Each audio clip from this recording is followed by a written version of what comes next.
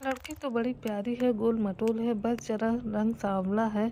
और तू कौन सा गोरा चिट्टा है, बस तेरे रंग से तो बड़ा साफ सुथरा रंग है। मैं चुपचाप अपनी अम्मा की बातें सुन रहा था, जो मेरे लिए रिश्ता देखकर आई थी। बहरहाल मैं कोई शहजादा तो नहीं था, लेकिन स्मार्ट सा लड़का था। बस रंगा सांवली थी। जब तैयार होता तो 10 बंदों में अलग नज़र आता था, या यूँ कहें कि इंसान को अपना आप अच्छा ही लगता है।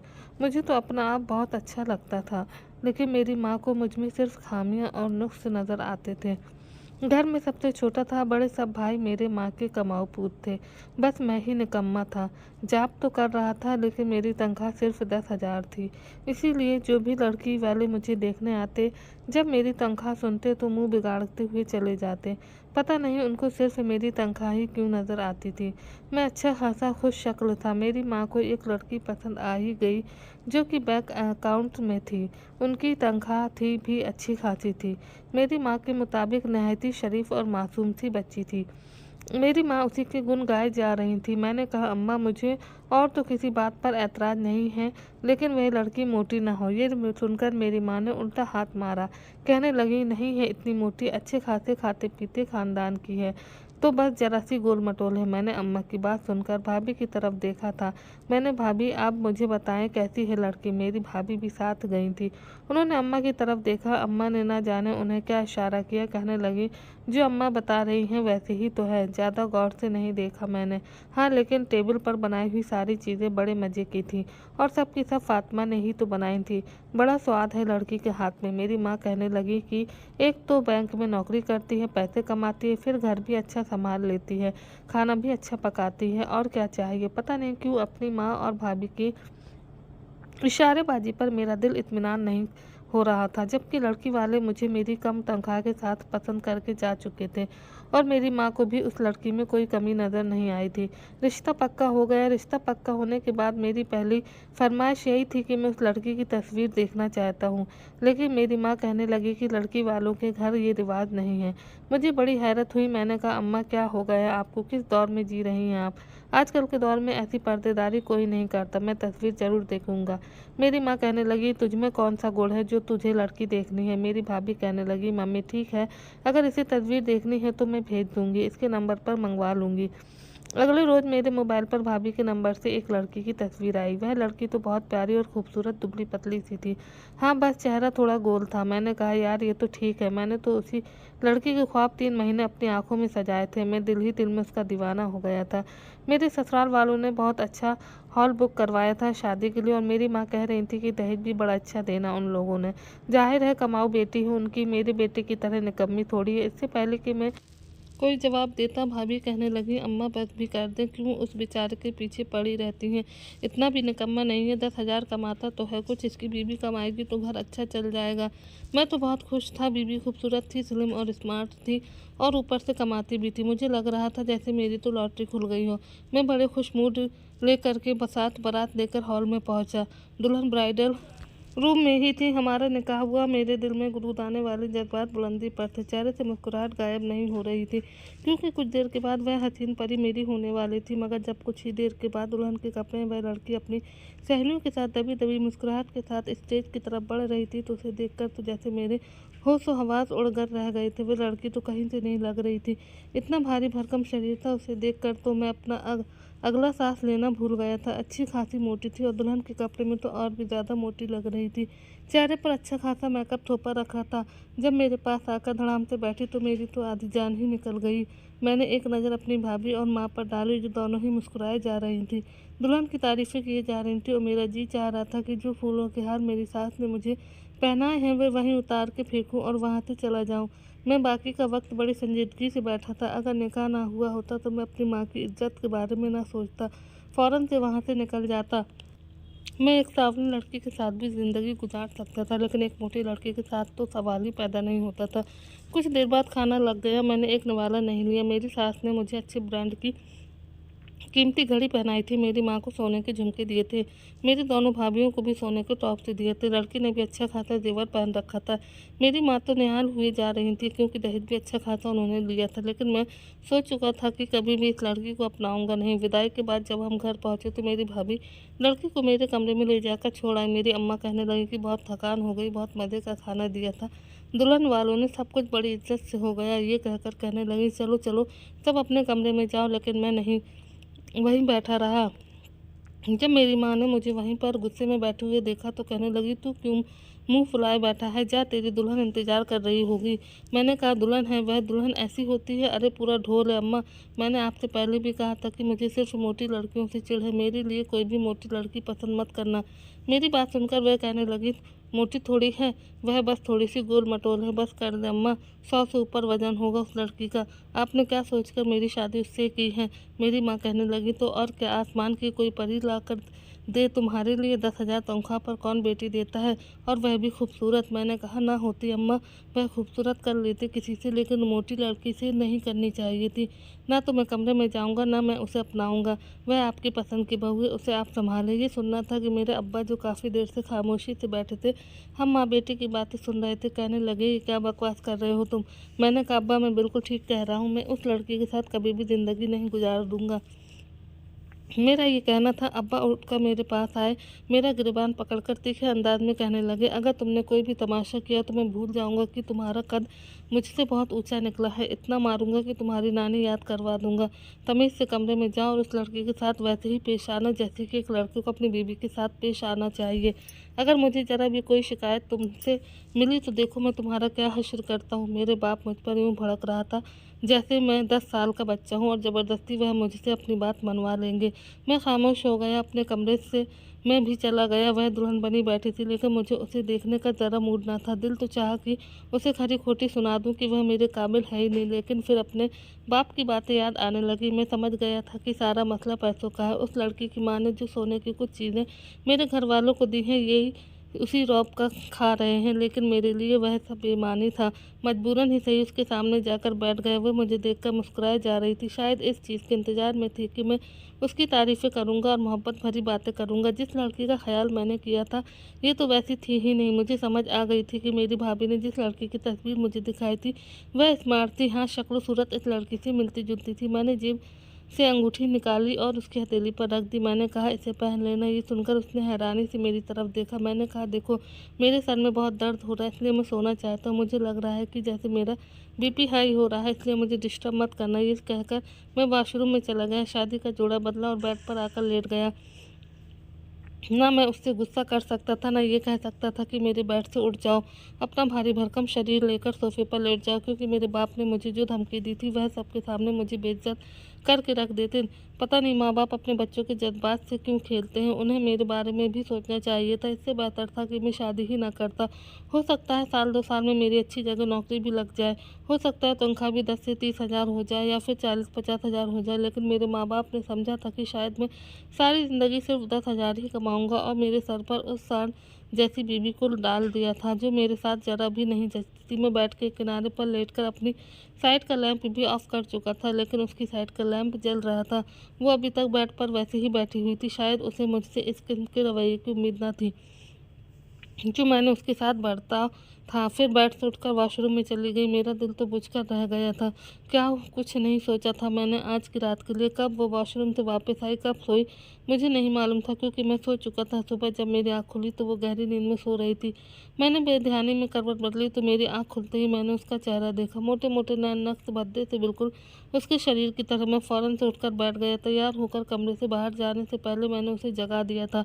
मैंने कहा बाहर सब लोग तुम्हारा इंतज़ार कर रहे हैं, तैयार होकर बाहर आ जाना। फिर मैंने उसे ये भी कहा कि अच्छा होगा कि मेरी और तुम्हारी कोई भी बात बाहर तक ना पहुँचे। इस बात पर उसने अपना सर हिला दिया था। मुझे जल्दी जल्दी से पैसा कमाना था और उस लड़की को अपनी ज़िंदगी से आउट करना था। मैं हर चीज़ पर कंप्रोमाइज़ कर सकता था, लेकिन एक मोटी लड़की के साथ कभी भी नहीं। शादी को 1 हफ्ता गुजर गया था, लेकिन मैंने उसको छूने की भी कोशिश नहीं की, बल्कि ये कहना ज़्यादा बेहतर होगा कि मैंने उसे देखने की भी कोशिश नहीं की थी।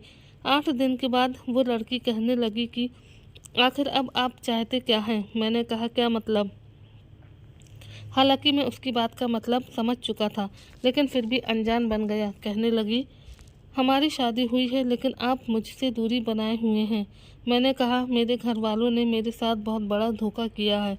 फिर मैंने अपने मोबाइल से उसको उसकी तस्वीर दिखाई, जिसे देखकर वो कुछ हैरान सी थी। मैंने कहा, ये तुमने ऐसी ही भाभी को भेजी थी फ़िल्टर के साथ? कहने लगी, नहीं, मैं जैसी हूँ मैंने वैसी ही तस्वीर भेजी थी। हो सकता है आपकी भाभी ने फ़िल्टर लगाया हो। मैंने अपना आप किसी से भी नहीं छुपाया है। मैंने कहा, लेकिन मेरे पास ये तस्वीर यूँ आई थी। अब मुझे बताओ, जिस लड़के ने इस लड़की के ख्वाब देखे हों वो तुम्हें कैसे छू सकता है? देखो, तुम मुझे बिल्कुल भी पसंद नहीं हो और मैं तुमसे कोई भी रिश्ता रखना ही नहीं चाहता। मेरा ये कहना था कि वो कुछ देर तो चुपचाप मुझे देखती रही। कहने लगी, आपने ये बात मुझे पहली रात क्यों नहीं कही? मैंने कहा, तुम क्या करनी थी? वो कहने लगी, मैं उसी रात कमरे से बाहर निकल जाती, अपने घर वालों से पूछती कि उन्होंने आपकी रजामंदी क्यों नहीं ली, फिर अपने घर चली जाती ताकि सबको ये मालूम होता कि मैं जैसी गई थी वैसी ही लौटी हूँ। शादी के 8 दिन बाद आप मुझे बता रहे हैं, और वो भी मेरे पूछने पर। क्या समझ रखा है आपने? मेरे पास उसका कोई जवाब नहीं था। मैंने कहा कि मेरे बाप ने मुझे धमकी दी थी। वो कहने लगी, कुछ भी था, लेकिन आपको शादी की पहली रात ही बता देना चाहिए था। अगर फ़िल्टर आपकी भाभी ने लगाकर आपको तस्वीर भेजी तो इसमें मेरा क्या कसूर है? धोखा अगर आपके घर वालों ने दिया तो मैं ये सज़ा क्यों भुगतूं? देखिए, मैं उन लड़कियों में से हरगिज़ नहीं हूँ जो चुपचाप मर्द की अत्याचार बर्दाश्त करती रहूं। आपकी नापसंदीदगी को मैं सारी ज़िंदगी सुनती रहूं। ये कहकर वो कमरे से बाहर जाने लगी।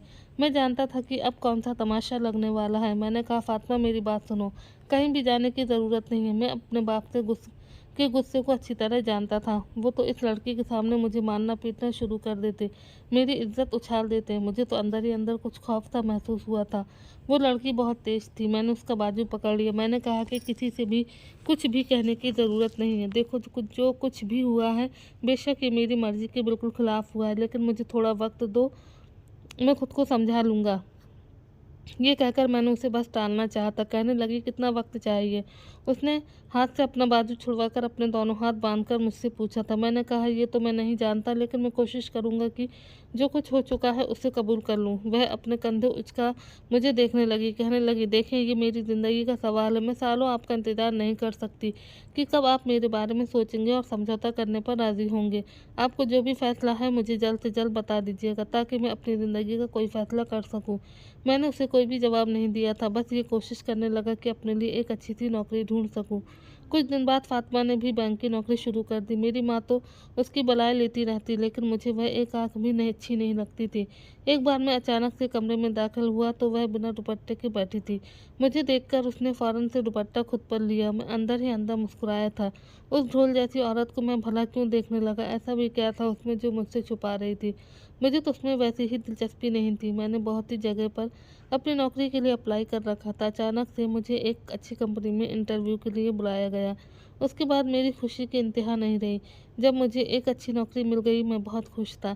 जब अपने माँ बाप को ये खबर सुनाई तो बजाय मेरी मेहनत और कोशिश को सराहने के कहने लगे, देख लो फातिमा, तुम्हारी ज़िंदगी में क्या आई, तुम जैसे नाकाम इंसान को भी कामयाबियाँ मिलना शुरू हो गई। सच ही कहते हैं, रोजी रोटी औरत के नसीब से आती है। मेरा तो सारा मूड ही ये सुनकर ख़राब हो गया। मैं तो बहुत खुश था कि अच्छा है, मुझे अच्छी नौकरी मिल रही है। मैं सोच चुका था कि अब जल्द से जल्द फातिमा को तलाक दे दूंगा। लेकिन उन्हीं दिनों फातिमा के अब्बा की तबीयत बहुत ज़्यादा ख़राब हो गई। उन्हें हार्ट अटैक हुआ था। डॉक्टर ने उन्हें टेंशन लेने से बिल्कुल मना कर दिया था। फातिमा बहुत परेशान थी, रोई जा रही थी, लेकिन मुझे ना तो उससे गर्ज थी ना उसके रोने से। मैंने एक बार भी उसे झूठी तसल्ली भी नहीं दी।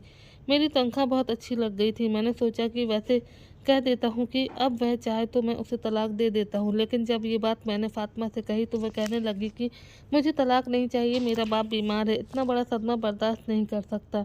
उसने नम लहजे में कहा था। फिर अपनी आंखों में आने वाले आंसू साफ करने लगी, लेकिन मुझे कोई मतलब ही न थी। मैंने कंधे उचकाए और बेफिक्र हो गया। उन्हीं दिनों अपने ऑफिस की एक कलीग सुमेरा से मेरी दोस्ती हो गई। वह बहुत ही खूबसूरत और दुबली पतली सी लड़की थी। पहले हमारी बातों का सिलसिला शुरू हुआ, दोस्ती भी हो गई। अब मैं रात भर सुमेरा से बातें करने लगा, अपने कमरे में ही करता था। फातिमा ये देखकर पहले तो खामोश रही, लेकिन एक दिन कहने लगी कि ये क्या तरीका है, आपको शर्म नहीं आती कि बीवी को छोड़कर रात भर आप दूसरी औरतों से बातें करते हैं। मैंने कहा, मेरी बीवी बनने का तुम्हें शौक है, मैं तो तुम्हें आज़ाद कर देना चाहता हूँ। अब अगर तुम्हारा बाप बीमार है तो इसमें मेरा क्या कसूर है। मैं वैसे भी अब इतने पैसे कमाने लग गया हूँ कि मेरी माँ बाप ने अगर मेरा साथ छोड़ दिया तो मैं किराए का घर ले सकता हूँ, दूसरी शादी भी कर सकता हूँ और करूँगा। तुम चाहो तो वापस जा सकती हो, तुम जैसी ढोल औरत के साथ मैं बाहर तक नहीं जा सकता। लोग तो मेरा मजाक उड़ाएंगे। मेरी बात सुनकर वह चुप सी हो गई। 4-5 माह गुजर चुके थे। मैं सुमेरा का दीवाना हो गया था। मैंने जब अपने माँ बाप से दूसरी शादी की बात की तो वह बिगड़ने लगे। कहने लगे, तुम्हें शर्म नहीं आती, इतनी अच्छी लड़की को छोड़कर तुम किसी और से शादी करना चाहते हो। मेरे माँ बाप की बात में दम इसलिए भी नहीं रहा था क्योंकि मैं अच्छे पैसे कमाने लगा था। उन्होंने मुझे प्यार मोहब्बत से बहुत समझाना चाहा, लेकिन मैं नहीं माना और मैंने सुमेरा से शादी कर ली। उसके साथ अलग घर में रहने लगा। मेरी ज़िंदगी तो जैसे खुशियों से भर गई। मेरी बीवी बहुत ज़्यादा खूबसूरत थी, उसके आगे मैं कुछ कम लगता था। महफिलों में जाता तो मेरी रंगत पर लोग अंदर ही अंदर मुस्कुराते थे। सुमेरा गोरी रंगत की थी और मैं सांवली रंगत का था। जब मैं उसके साथ कहीं जाता तो लोग हमारे पास से गुजरते हुए ब्लैक एंड वाइट कहते, वहाँ से गुजर जाते। एक महफिल में गए तो सुमेरा की एक दोस्त मुझे देखकर उससे अलग ले गई। कहने लगी कि तुम्हारा पति तो हूर के आगे लंगूर लगता है, तुम इतनी खूबसूरत हो, तुम्हें तो कोई भी जवान अपना सकता था। मैं भी वहीं करीब खड़ा था। ये बात सुनकर मुझे बहुत गुस्सा आया। जब हम वापस घर आए तो मैंने सुमेरा से कहा कि तुम्हारी दोस्त बहुत बदतमीज है। वह ड्रेसिंग के सामने ज्वेलरी उतार रही थी। कहने लगी, क्या बदतमीजी की उसने। मैंने कहा कि वो मुझ में ऐब गिनवा रहे थे और तुम खामोश खड़ी थी। कहने लगी, गलत क्या कहा उन्होंने, अपनी रंगत देखी है आपने। मैं तो महफिलों में शर्मिंदा होकर रह जाती हूँ, वह लोग ठीक ही तो कह रही थी। मुझसे तो कोई भी हैंडसम नौजवान शादी कर सकता था, बस मैं ही शायद मोहब्बत में अंधी हो गई थी। मैं तो सुमेरा का लहजा सुनकर ही हैरान रह गया था। अब वह मुझसे लड़ने लगी थी। बात बात पर मेरी फैमिली पर, मेरी रंगत पर मुझे बातें सुनाती रहती, ताने देती रहती और मैं चुपचाप सुनता रहा। वह मेरे साथ सिर्फ इसलिए रहती थी कि मेरी तनख्वाह बहुत अच्छी थी। बहुत जल्द मेरी कंपनी मुझे गाड़ी भी देने वाली थी कि अचानक से एक दिन मेरी मोटरसाइकिल का एक्सीडेंट हो गया। बहुत बुरी तरीके से मेरी बाइक सामने से आते हुए ट्रक से टकराई थी। ट्रक का टायर मेरी टांग से गुजर गया था। मैं तो दर्द के मारे चिल्लाने लगा। मुझसे दर्द की शिद्दत बर्दाश्त नहीं हो रही थी। मैं उसी हाल में बेहोश हो गया। जब होश आया तो हॉस्पिटल में था। डॉक्टर मेरी टांग काट चुके थे। ये सदमा मेरे लिए बहुत बड़ा था। तो मेरा हॉस्पिटल में ही थी। जब मुझे होश में देखा तो मेरे पास आ गई। मैंने कहा कि मेरे माँ बाप को खबर कर दो, मैं उनसे मिलना चाहता हूँ। सुमेरा की खातिर मैंने अपने माँ बाप को नाराज़ किया था और सुमेरा से शादी के बाद मैंने पलटकर अपने घर वालों को नहीं देखा था। कहने लगी, मैं भी यही चाहती हूँ कि तुम अपने माँ बाप को खबर करो और उनके साथ ही चले जाओ, क्योंकि मैं तुम्हारे साथ ज़िंदगी नहीं गुजार सकती। काले तो तुम पहले से ही थे और अब लंगड़े भी हो चुके हो। मैं अपनी सारी ज़िंदगी एक अपाहिज की खातिर बर्बाद नहीं कर सकती। उसकी बात सुनकर मैंने कहा कि सुमेरा, मुझे इस वक्त तुम्हारी ज़रूरत है। बहुत जल्द मैं अपना इलाज करवा लूँगा, मेरी कंपनी पैसा देगी। सुमेरा कहने लगी, कौन सी कंपनी? बॉस ने तो तुम्हारे एक्सीडेंट की खबर सुनकर ही तुम अपाहिज हो गए हो, तो उन्होंने तो तुम्हारी जगह किसी और को रख भी लिया है। मेरा फ़ोन वह मेरे हाथ में थमाकर कहने लगी कि जितनी जल्दी हो सके मुझे तलाक दे देना। ये कहकर वह जा चुकी थी और मैं हक्का बक्का उसकी शक्ल देखता रह गया। कुछ देर तो मुझे अपने कानों पर ही यकीन नहीं आया। क्या बीबी बीवी ऐसी भी होती है? मैं अपने घर वालों को फ़ोन किया तो मेरे माँ बाप और बहन भाई सब तड़पते हुए मेरे पास पहुँचे थे। यहाँ तक कि फातिमा भी। उसे अपने सामने देखकर मैं हैरान हो गया। मुझे तो लगा था कि वह अपने घर वापस जा चुकी होगी, लेकिन वह मेरे घर वालों के साथ ही रह रही थी। मुझे देखकर उसकी आंखों में आंसू थे, जो कि मेरे लिए हैरानी की बात थी। मेरी माँ मेरे साथ लगे हुए रोए जा रही थी। मेरे अब्बा मेरे पास बैठे हुए थे। कहने लगे कि तुम किसी चीज़ की फिक्र मत करो। मेरे माँ बाप मुझे अपने घर ले गए। फातिमा मेरा बहुत ज़्यादा ख्याल रखने लगी और मैं हैरान था कि वह ये सब क्यों कर रही है। मैंने तो उसे कभी कोई खुशी नहीं दी थी। हमेशा उसे ढोल कहकर पुकारता था, उसे ताने देता था। जब वह अपने ऑफिस में जॉब के लिए जाती तो उस वक्त मेरी माँ और बहनें मुझे संभालती। मेरे अब्बा भी मेरा बहुत ख्याल रखते थे। मैं तो उनके सामने नज़र भी उठाने के काबिल नहीं था। हाथ जोड़कर मैंने उनसे माफ़ी मांगी थी। वह कहने लगे, हमने तुम्हारे लिए अच्छा पसंद किया था, बस तुम्हें बाहर की खूबसूरती ने आकर्षित किया, वरना तो सलूक तुमने फातिमा के साथ अपनाया था। कोई और होती तो ये घर छोड़कर जा चुकी होती। जानते हो, तुम्हारे पीछे थे। तुम्हारे अब्बा की तबीयत बहुत ख़राब हो गई थी। घर में भी तंगी थी, सारा खर्चा फातिमा ने ही उठाया था।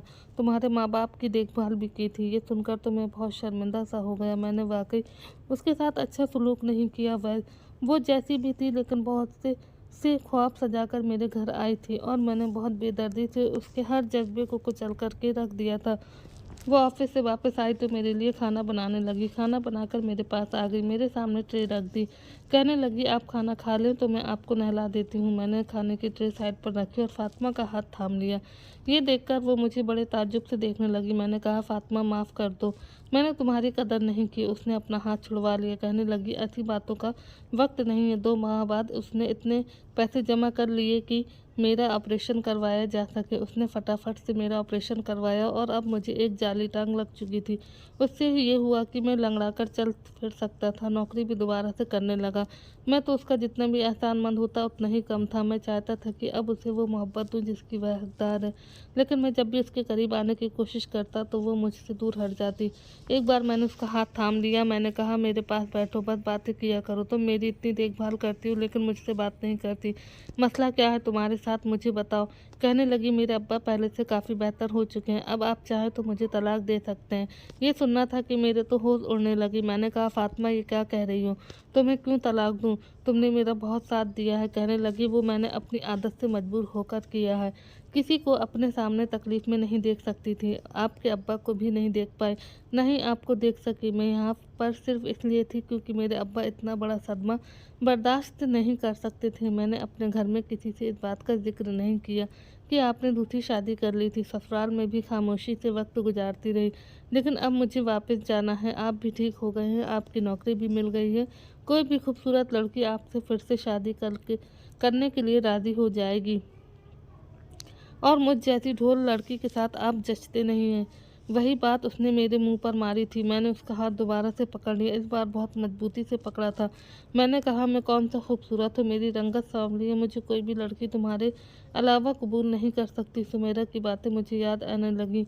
किस तरह से वह मेरी अपमान करती थी, मेरी रंगत का मजाक उड़ाती थी। फातिमा से शादी होने के बाद मैं ये भूल गया था कि मुझ में क्या कमियां हैं। मुझे सारी कमियां सिर्फ फातिमा में नज़र आती थी, उसके मोटापे में नज़र आती थी। उसके सामने मुझे अपना आप बहुत अच्छा लगता था, लेकिन मुझे असल आईना उस वक्त नज़र आया जब मेरी शादी सुमेरा से हुई।